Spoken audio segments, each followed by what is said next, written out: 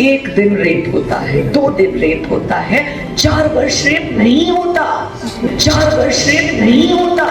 तो भाई दर्शकों, ये है हरियाणा महिला आयोग की चेयरपर्सन या फिर कहें हम अध्यक्षा महोदया रेणु भाटिया। इनका आयोग महिलाओं को सहायता देने का काम करता है और कानून के अंदर महिलाओं को जो भी अधिकार प्राप्त हैं, अगर उस अधिकार को प्राप्त करने में कोई भी अड़चन आती है, महिलाओं के साथ अत्याचार होता है, तो वो दुखी महिलाएं, चाहे जिस किसी से भी दुखी हैं, चाहे पुलिस से दुखी हैं, चाहे किसी व्यक्ति विशेष से दुखी हैं, तो उन सब की शिकायत लेकर महिला आयोग में पहुंचती हैं वो औरतें और ये आयोग उन महिलाओं की सुनवाई करता है। ओयो में ले गया था, कैंपा में कुछ पिला दिया, ओयो में ले गया था, कैंपा में कुछ पिला दिया। पत्नी को कोई तलाक नहीं देता है, पत्नी तो चाहिए, रोटी बनानी है, कपड़े धोने हैं, बर्तन साफ करने हैं, बच्चे पैदा करने हैं, उनका ध्यान रखना है। मैं दावे के साथ कहती हूँ, कोई भी लिव इन में रहने वाली लड़की कभी सुखी नहीं होगी, कभी नहीं।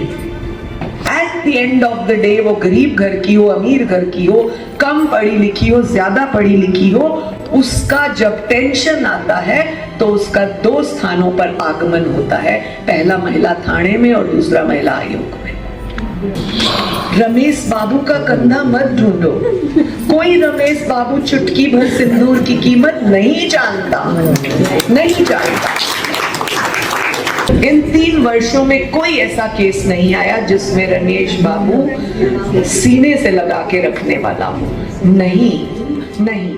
देश की महिला जब मजबूत होगी, देश की महिला जब आगे बढ़ेगी, स्वाभिमानी बनेगी, तो मुझे लगता है वो देश कभी पीछे नहीं रह सकता। मैं आपके यहाँ कार्यक्रम में ही आ रही थी, YMCA में एक कार्यक्रम अभी किया और एक में और जाना, और सबसे मेन टेंशन की बात यह है, मेरे परिवार में विवाह है और शाम को संगीत है 7 बजे से, और मैं घूम रही हूँ, बच्चे के फोन आ रहे हैं, मम्मी वो कहाँ रखा है, वो कहाँ रखा है, तो इसलिए मुझे थोड़ी जल्दी थी, मैं माफी के साथ बोलूंगी।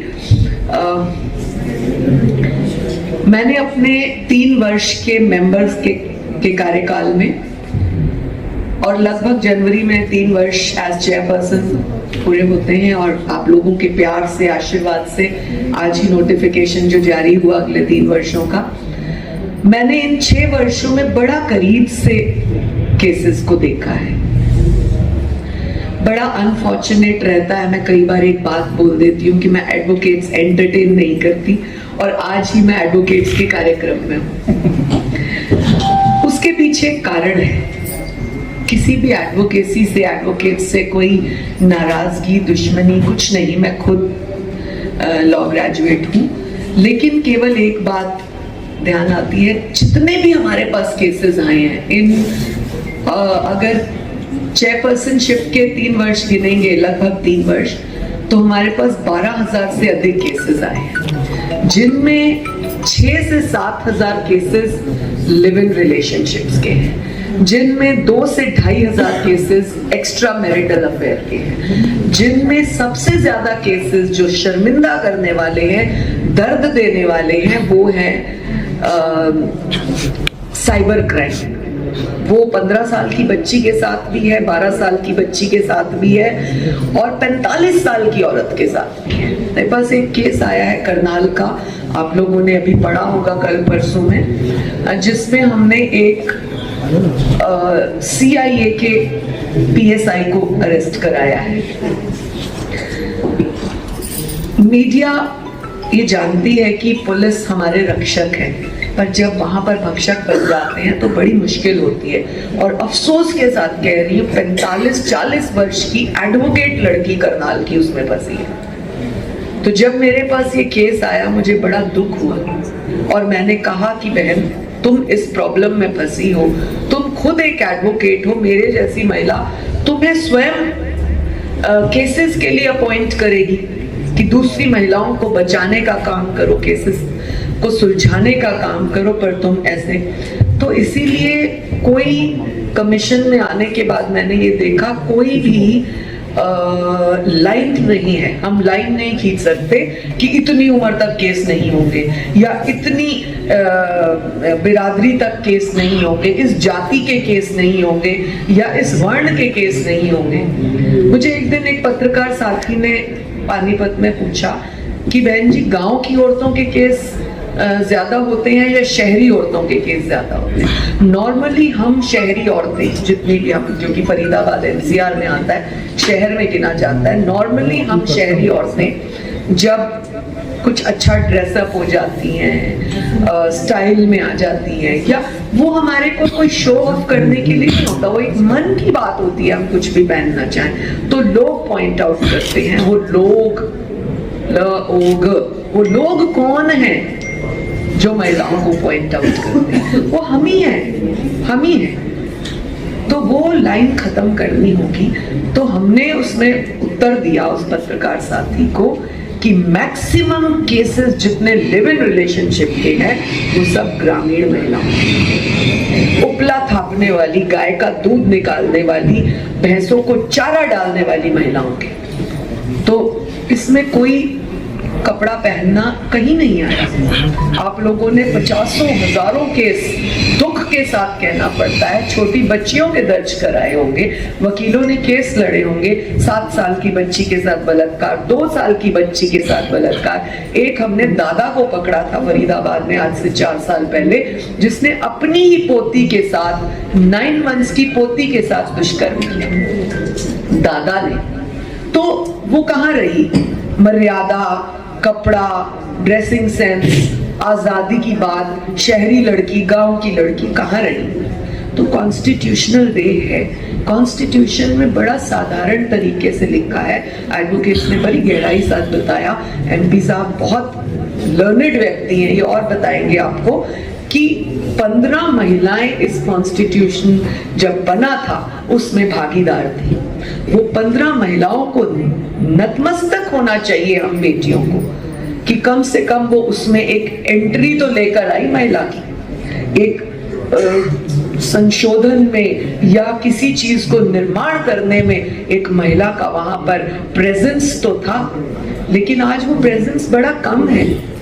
आज उसी कॉन्स्टिट्यूशन को मिटाने के लिए, दबाने के लिए, बरगलाने के लिए, हटाने के लिए, मिसगाइड करने के लिए महिलाओं का प्रयोग कई बार करते हैं। ये बहुत दुखदाई होता है।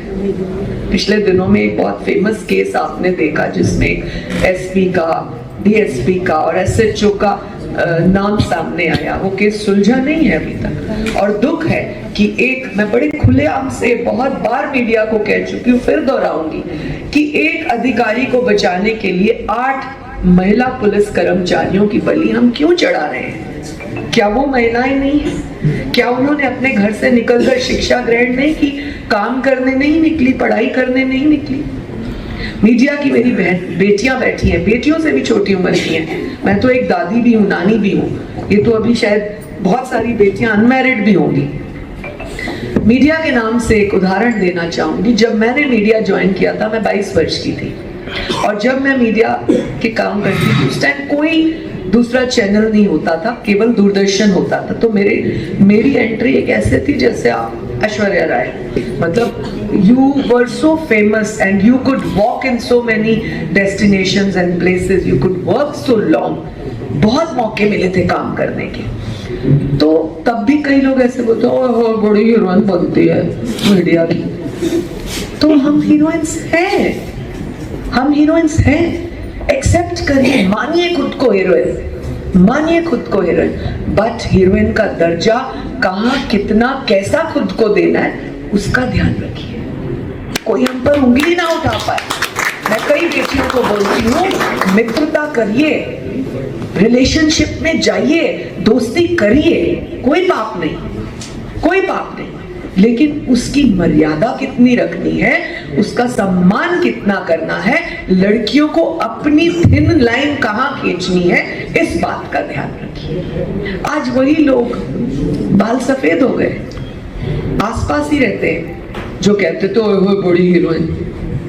तो हमने कहा वही हीरोइन है, पहले मीडिया करती थी, फिर पॉलिटिक्स में आई, फिर आयोग की अध्यक्षा बनी, और शायद आगे अब जो सरकार क्या दायित्व देती है, जब जैसे देती है। मैं चैलेंज के साथ कहती हूँ, एक आदमी उठकर आए, अरे मर्द वाला सीना तो रख के आकर कहे मैं था रेणु भाटिया के साथ, आए ना? नहीं आ सकता।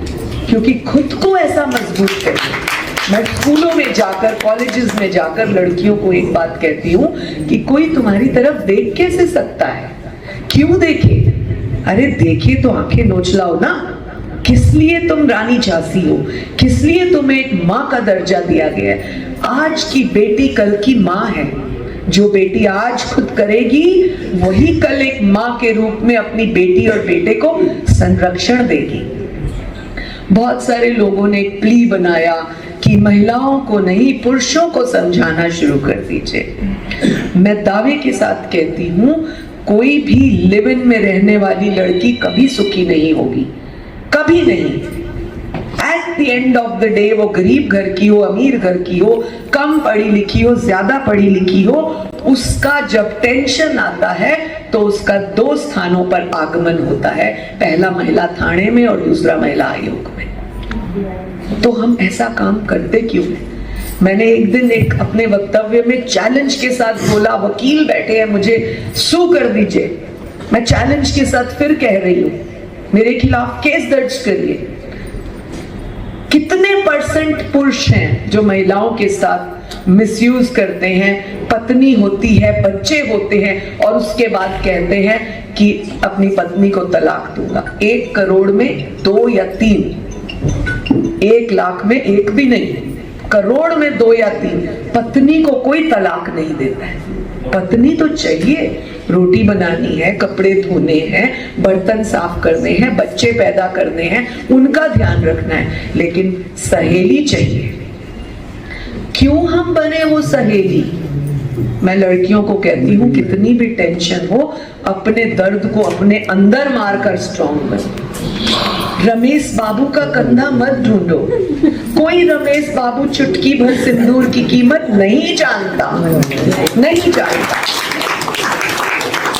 इसलिए जिस भी रमेश बाबू को आप ढूंढेंगे, साथी अपने अंदर सोचिए यार, अपने आसपास ढूंढिए, अपनी कलीग्स को देखिए किसी भी फील्ड के। जब आप थोड़ा सा बताएंगे ना, आज यार तू बड़ी ऑफ सी लग रही है, हाँ यार आज हस्बैंड ने बहुत टेंशन कर दी, अच्छा बस मिल गया मौका उस आदमी को कि इसका हस्बैंड टेंशन करता है। अरे नहीं यार, मुझे बता मन की बात, क्या हो गया? कुछ नहीं यार, ऐसा कुछ नहीं। हमें यार दोस्त किस लिए होते हैं? वो दोस्त रमेश बाबू बन जाता है। वही दोस्त, वो कभी फायदा नहीं देता। मेरे पास तो यकीन मानिए, इन 3 वर्षों में कोई ऐसा केस नहीं आया जिसमें रमेश बाबू सीने से लगा के रखने वाला हो। नहीं, मिसयूज करने वाले रमेश बाबू आए हैं। हर लड़की बाद में रोती है 376 लगा दो। हर लड़की कैसे लगा दे 376? ये वकीलों से पूछिए, एडी साहब से, कैसे लगाए और क्यों लगाए? 1 दिन रेप होता है, 2 दिन रेप होता है, 4 वर्ष रेप नहीं होता। प्रैक्टिकल नहीं है unless you are giving them opportunity. And how are you giving them opportunity? You're going with them, you're making relations. OYO में ले गया था, कैंपा में कुछ पिला दिया। कैसे? ओयो में क्या करने गए थे? क्यों जाएं? क्या वो ऐसा स्थान है जहाँ जाएं और कैंपा पिए? रेस्टोरेंट में कैंपा नहीं है, दुकानों पे कैंपा नहीं है, आपके घर कैंपा नहीं आ सकती। तो हम मौका खुद दे देते हैं। नहीं देना चाहिए। जिस दिन लड़कियों ने ठान लिया मैं हीरोइन हूं, मैं स्ट्रॉन्ग हूं, मैं बोल्ड हूं, मैं दावे के साथ कह सकती हूँ, इस फोरम में फिर आऊंगी खटाना जी आपके बोलने के लिए कि कोई लड़की को कोई मिसयूज नहीं कर सकता। कोई लड़की। यस, रेप्स होते हैं, रेप्स हो रहे हैं, उसी कॉन्स्टिट्यूशन के दायरे के अंदर हम फिर इर्द गिर्द घूमते हैं। फलाना कानून, ढिमकाना कानून। लोगों ने तो अफवाहें फैला दी जी कॉन्स्टिट्यूशनल भंग हो जाएगा, बंद हो जाएगा, खत्म हो जाएगा। कभी हुआ आज तक? कभी हो सकता है? कभी नहीं हो सकता। इसलिए किसी भ्रम में मत रहो। बेटी हूं, कह सकती हूं के लिए नहीं काम करना। बेटी हूं, करके दिखाऊंगी, आंख उठा के देखो आंखें फोड़ डालूंगी, ये अपना टारगेट बनाइए। कोई आंख उठा के देखे, एक ही घुसंड मारूंगी। देशी भाषा में, हरियाणवी भाषा में कहते हैं एक घुसंड लगा के तो देख। हर लड़की को स्कूल में कहती हूँ, पहले साइकिल चलाना सीखो, फिर बाइक चलाना सीखो, स्कूटी चलाना सीखो, कार चलाना सीखो, ये शौक पैदा करो। एक कार्यक्रम हम कर रहे हैं 23 दिसंबर को करनाल में, नशा नहीं नशा करें। जब मैंने ये लिखी थी लाइन, ऐसे ही सोए सोए याद आ गई, मैंने फटाफट डायरी पे नोट की। सुबह स्टाफ को बोला एक कार्यक्रम करना है, इतना ये वो तो उन्होंने कहा कार्यक्रम का नाम क्या रखेंगे मैम? कार्यक्रम का नाम होगा नशा नहीं नशा करें। तो बोली ये कैसी बात है? तो मैंने कहा रील्स का नशा नहीं, सिगरेट का नशा नहीं, अयाशी का नशा नहीं, खेलों का नशा करो, आगे बढ़ने का नशा करो। एक लड़की सोचे मैं आज ये बनी हूं, कल ये बनूंगी, अरे शॉर्टकट मत मारो। कैसे हो सकता है एक 15 साल का लड़का लड़की 17 साल के लड़के के साथ रिलेशन में आ जाती है, 20 साल की लड़की 21 साल के लड़के के साथ रिलेशन में आ जाती है, और फिर अगले ही दिन बोली मेरा बॉयफ्रेंड मुझे आईफोन प्रो गिफ्ट कर रहा है। How is it possible? When you are studying, when the boy is studying, how is it possible? वो कहां से खरीद के देगा? वो डाका मारेगा, चोरी करेगा, या तुम्हें मिसयूज करेगा। तो क्यों चाहिए हमें आईफोन? क्यों चाहिए? मुझे तो बढ़िया गाड़ी चाहिए है। अच्छा हुआ तुझे छोड़ दिया। ये रीलें बनती हैं आजकल।